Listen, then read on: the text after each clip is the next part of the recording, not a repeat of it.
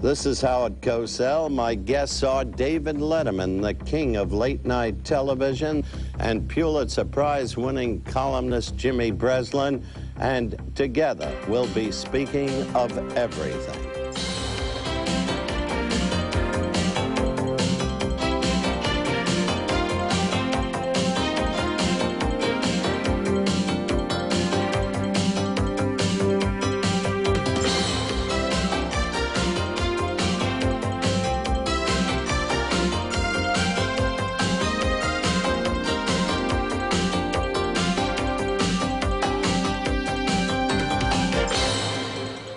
Hello again, everyone. I'm Howard Cosell. Welcome to Speaking of Everything. My guests tonight are the king of late-night television, the elusive Hoosier, who has brought Indiana into a national prominence that it never remotely enjoyed, and the Bard of Queens, New York, author, playwright, columnist, Pulitzer Prize winner, Jimmy Breslin.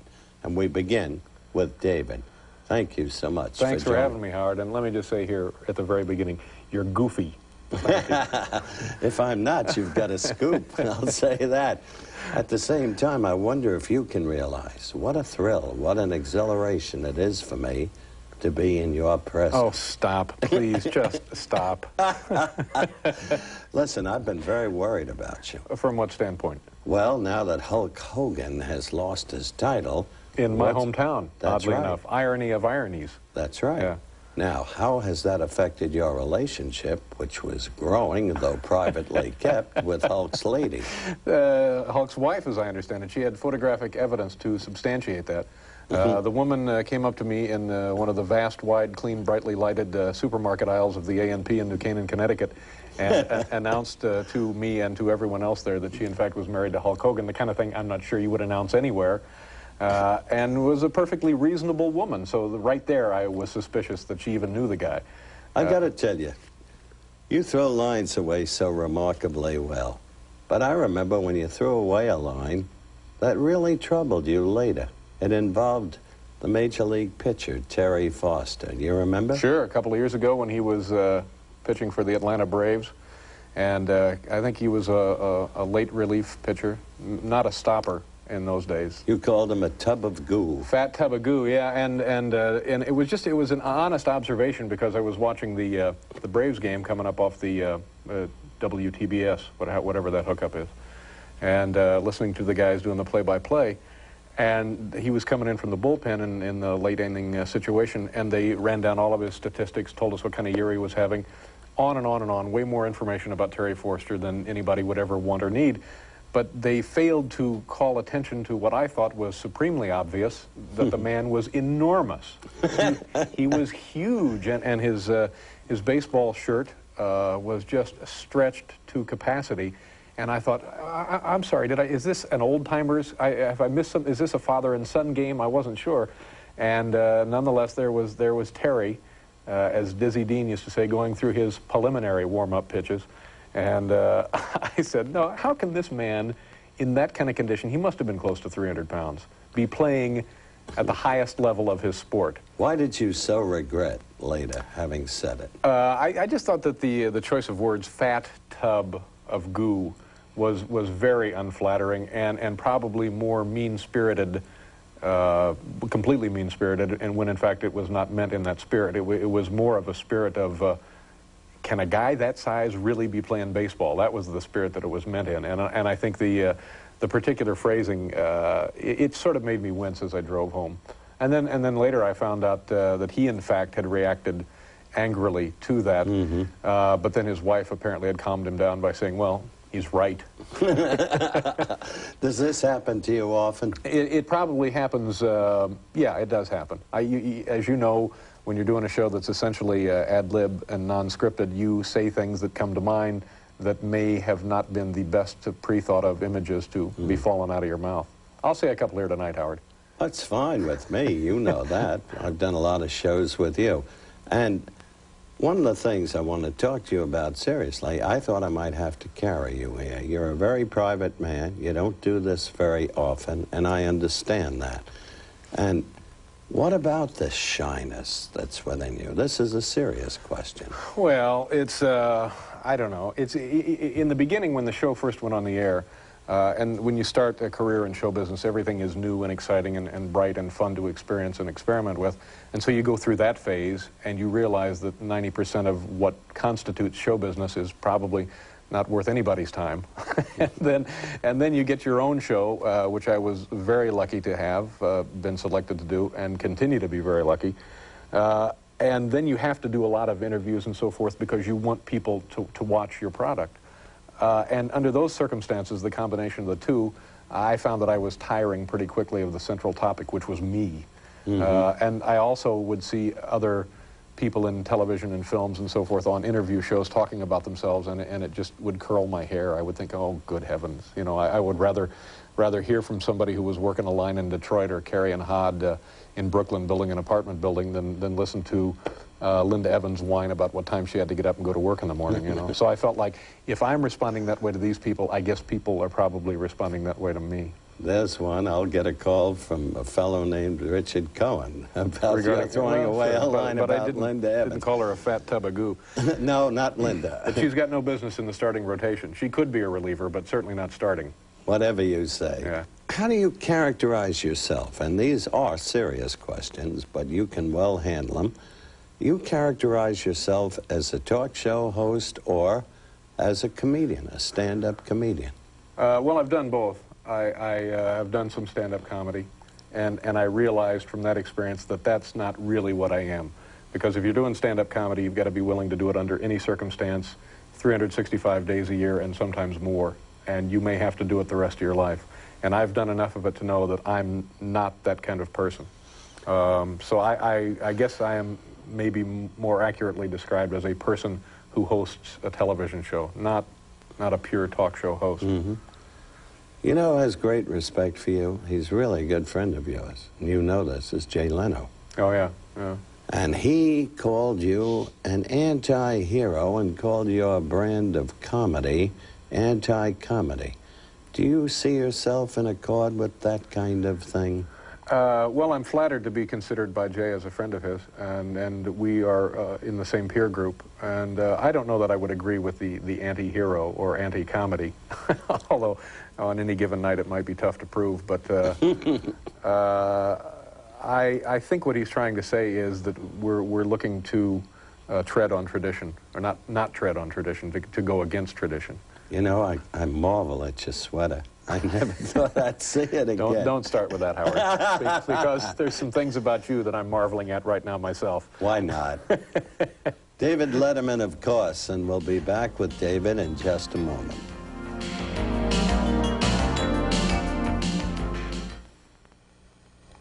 David Letterman and I welcome you back. And David, let's begin with this one. All right. Does television, in your view, take itself too seriously?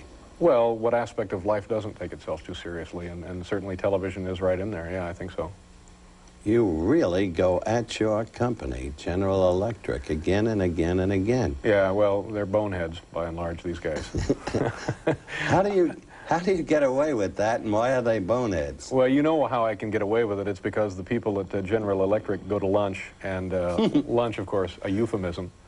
And as a result of the medication they consume at lunch, are never up at 12:30 to see the show. So I can pretty well say or do anything I want. And in that condition, they can't possibly operate their recording devices. Now, one thing I love about you, although that's not happened to me when I guest on your show, is the way you put down people. I can't put you down, Howard. You could if you wanted. Yeah, I know, but it would be... It would be your last hurrah. It would be like sparring with Mike Tyson. No, I don't want to try that. That kid is he's awesomely strong. Yeah. And you do love sports, don't you? Well, sure. Who doesn't like sports? You know, I enjoy sports. Yeah. What do you enjoy most? You name it. I enjoy it, and I find my interests changing a little as I grow older, but, you know, baseball certainly has been a big love of mine for years. I grew up with the Cincinnati Reds. Not actually grew up with them. It's not like there was Well, it was you who got Eric Davis Davis the $899,000. That's right. Everybody knows that. You negotiated behind the scenes. Yeah, that's true. I did. I was able to slide that by Marge. Now they've moved back to Plant City, which was, as you remember, you called my attention to it, Gabe Paul's very first training camp in 1929. Absolutely, yeah. Your knowledgeability in the sports area is absolutely amazing. Well, thank you, Howard. You know, you've been quoted as saying, we go serious for a moment now, and I'm quoting, "If the person seems defenseless, you have no business getting in there and hurting their feelings. Sure. But if the person seems to be an incorrigible showbiz buffoon, I think they're a fair target." Yeah, I think so. I think anybody in show business who comes away from our nightly telecast with their feelings hurt does not accurately understand their place in the world. I mean, if you're in show business, you have to understand that it's a show, and the only time that I ever get upset is when we have a guest who is in show business making huge sums of money on a weekly television show or making films, and they don't regard 12:30 to 1:30, our time period, as an extension of show business, and they come in and they just kind of loaf through it. That angers me a little bit, because it's still a television show, and anybody with any sense should be on their best behavior and have done a little preparation. But we're not going to turn the show into a Hall of Fame situation where we're paying homage to their latest TV movie. You ever sit back and wonder how all of this was put together, how it's all worked for you, how important you've become in the late night arena, and how many people are so devoted to you? I was just looking at a beautiful lighter. What is this, Howard? Tiffany's? That's lovely. Next time around, take this one. Will you do me a favor? You can use it. Oh, this is nice. And this, by the way, is plastic. That's very nice. I don't know. You know, if you think about it, anybody in any phase of life can sit down at any point in their adult existence and put together a list of people who have helped them. And some nights on my drive home to Connecticut, I'll try and remember all of those people, and literally the list would fill up. Who's helped you? Who's inspired you? There's an immediate reminder of the late Ernie Kovacs. Yeah, absolutely. He would be on the list. People from my hometown would be on the list. Steve Allen? Steve Allen, absolutely. The guy who gave me my first television job back in Indianapolis. For no reason he gave me the job. I was 19 and a college student at Ball State University, and I went to the audition so unconfident and so sure that I would not get the job that I had a full beard at the time and didn't even shave for the TV audition. And yet, still in all, the guy hired me. And if I had not gotten a position at that point of my life in television, I don't know that I would have, you know, without that reinforcement, I don't know that I would have had the confidence to continue. His name is Tom Bass. And I have not heard from him in literally years and years. I'd like to keep it that way. Wonder where he is. Oh, I don't know. He's not here. Oh, my God, Howard, don't do this to me. And on that note, we'll be right back. My guest is, of course, David Letterman. David, this is a serious question. I've watched your show so long, so many years, guested for you so many times. Have you really watched the show, Howard? Absolutely. All right, okay. David, I've watched with awe the manner in which you've grown too big for the medium. Yeah. So gracefully. Yeah. But seriously, if I had to think about one thing in your direction that troubles me, it's that you seem to have difficulty sometimes in interviewing women. Why? I suppose it goes back to adolescence when I was in high school, and not that I had a talk show then, but it just, the women for me were the final piece of the puzzle to drop into place. And I'm not saying by any stretch of the imagination that that piece of the puzzle has dropped into place, but it just, I just walked around like a bonehead for 4 years in high school, and I know no more about women today than I knew when I was in high school. So I always find myself to be a little intimidated. Really? I remember the unfortunate evening with Cher. Were you intimidated then? No, I was actually kind of queasy. Cher is interesting. Cher is in that category we discussed earlier about people in show business. And the discussion, she's been on 2 or 3 times. And I guess the thing that distracted me about Cher was sitting next to this woman, lovely, by the way, Well, a good actress. I had my own difficulties with her when I did the old Sonny and Cher show, and I refused to do a scene with her. Yeah. So I know what you went through, especially when she called you a halfway profane name. Yeah. What was it she called you? Well, you know what she called me. But that didn't really bother me. I appreciated, actually, the honest expression of sentiment. I appreciated her candor on that. But it's difficult to talk to a person who has tattoos on her body that she has never seen. Tattoos that she will never see unless you get some guy who's really good with mirrors and prisms and so forth. And I was disturbed by that. You know, I just found that to be a little odd. When you began TV all those years ago in Indiana, what did you set out to become?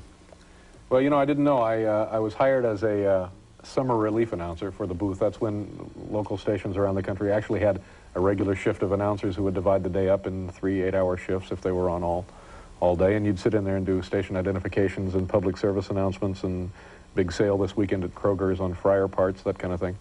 And then I started doing the weekend weather, and from that point did everything you can do at a local TV station for about 5 or 6 years, and didn't really know what I wanted to do, but that I just wanted to stay in television. Have you become the David Letterman you wish to be? Yeah, unfortunately. I think I've been cursed by having my dreams fulfilled. I got to tell you, Liz Smith has written about an unhappy relationship between you and Brian Gumbel. Right. Is this true? I'm not sure what she's written about. There is, nonetheless, an unhappy relationship between myself and Bryant, and it's all with Bryant. I couldn't be happier. He's angry at me and continues to be angry at me because we interrupted the Primetime Today show a couple of years ago. It's hard to forget it because it was such a landmark in television. And I understand perfectly why he was mad at me, because we interrupted what he does for a living, and I would be angry if somebody interrupted us here now. Well, not all that angry. Actually, kind of grateful.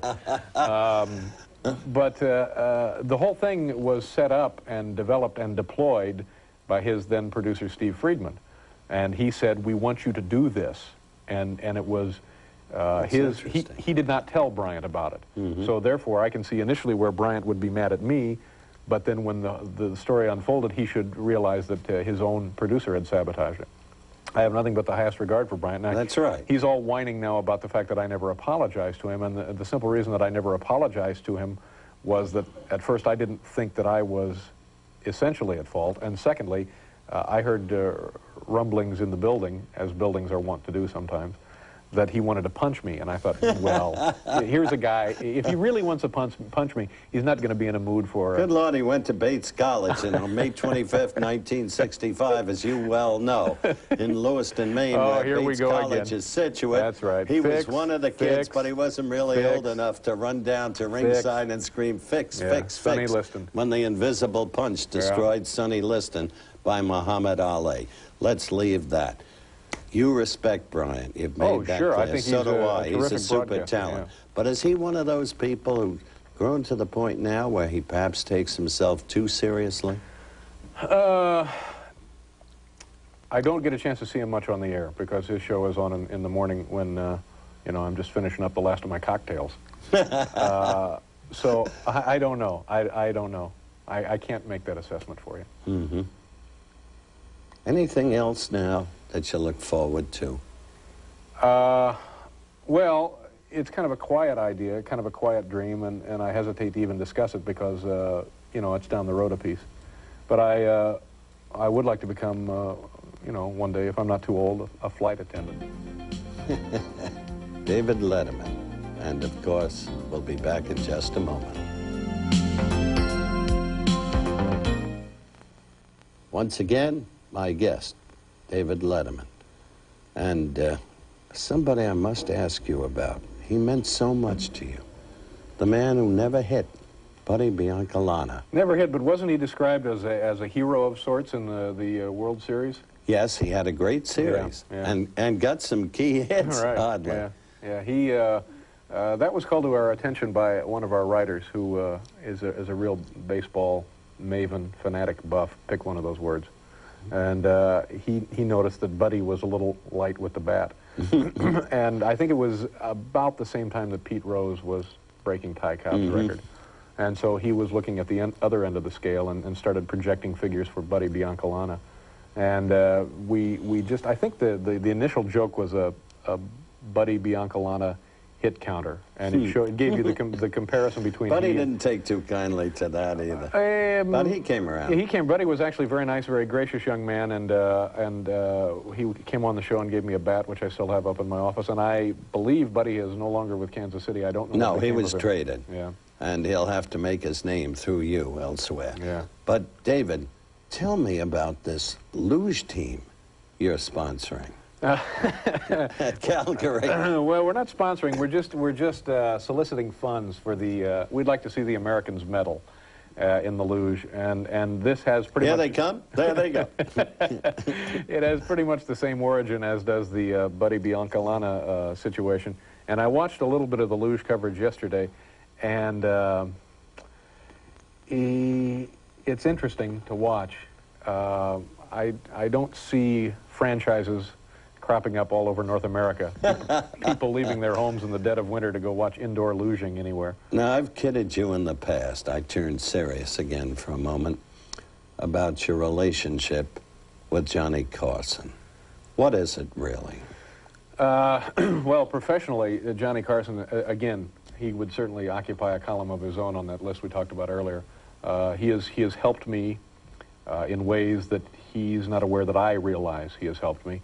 It's through that show and largely because of that show, I think, that I have a show at NBC, and largely because we have followed him in the lineup that we're still on the air. I think it would be difficult to put a show on after The Tonight Show with Johnny Carson and not do some business. So, do you have any secret aim to succeed him? A job for which Jay Leno may be being prepared? Sure. I would guess secret, sure. I think everybody in the back of their mind sees themselves, especially if you're in a situation like I am or like Jay is now, where you think, yeah, that would be, wouldn't that be nice to at least be offered the job? It's nothing that's ever been talked to me about by the people at NBC, officially or unofficially for that matter. And I think now the longer that our show succeeds at 12:30, the less clear-cut a decision like that becomes. I just don't know if NBC is thinking that our show would be the automatic answer. I don't know what kind of show necessarily we would have to become to succeed there. David, may I say something to you? I Sure. can't tell you how much I appreciate the candor, and I mean this from the bottom of my heart, and honesty with which you're talking to me. I know, I told you earlier, how private a man you are. And I don't like to invade that area of privacy. Well, then stop coming by the house. What do you mean coming by? The house isn't the same anymore. You broke up with a young lady? Or... No, you said that we broke up. Didn't you just say that? Yeah. Yeah. But What happened? Well, there's nothing happened other than the separation is geographic only. In other words, that continues within you. That instancy of sexual dynamism that has set you apart from all other men. Absolutely, that is there, and everything's still working. Can we all say that, Howard? No, absolutely not. That's an excellent repost. Now, you mentioned earlier, I think, that you have gone through the pain of having a show canceled. Oh, Everybody in this business does. Let me ask you again. All of the success now, it must be special because of the pain you went through in the earlier years. Well, you know what? The thing about it that is gratifying is that, given the nature of television, that we've been on the air for 6 years, I take some pride in that, and I don't think that we're in a situation where there is many sources of pride. Not a lot to really honestly be proud of. We're doing a show. It's a nickel and dime deal, and you slap them together as best you can. But the fact that we've been able to survive for 6 years means something to me. As far as comparing that to the anxiety of having one jerked out from under you, I'm talking about shows now. Laughter in the studio. Thank you so much. It's, I don't know, I forget what I was going to say, but I do know the low end of things, but I know that this show also will go away one day. I mean, that's just the nature of it's things. the nature of the business. Yeah. And fame is transitory. And so inevitably, deep within, there is always the fear, isn't there? That it Yes. will all disappear. Yes, for me there is, yeah. And I share this with, I guess everybody has a little of that. Some people, I think, feel that they have figured out the combination and just don't couch it perhaps as well as they should. But Jane Pauley and I share this, I know, because a long time ago, we agreed that we're both waiting for the day when we get tapped on the shoulder and they say, okay, just take your money and go back to Indiana, you're done here. And it'll happen, you know.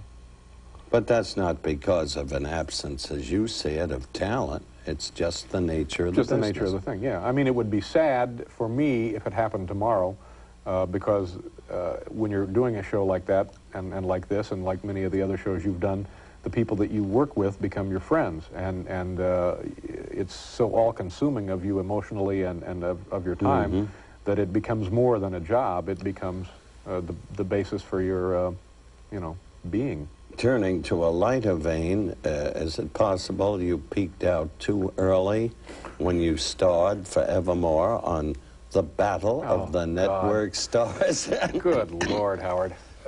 You're the only one who bothers me about this. And I thought But I was so thrilled to see your athletic abilities. See, it's one of those situations where you think, yeah, I could be on that show and probably do pretty well.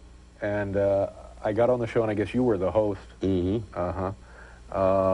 Which is worse, hosting that thing or being on it? To me, to my way of thinking, you ought to be in more embarrassment for hosting the damn thing. No, it got record ratings every time out. You know that. There you go.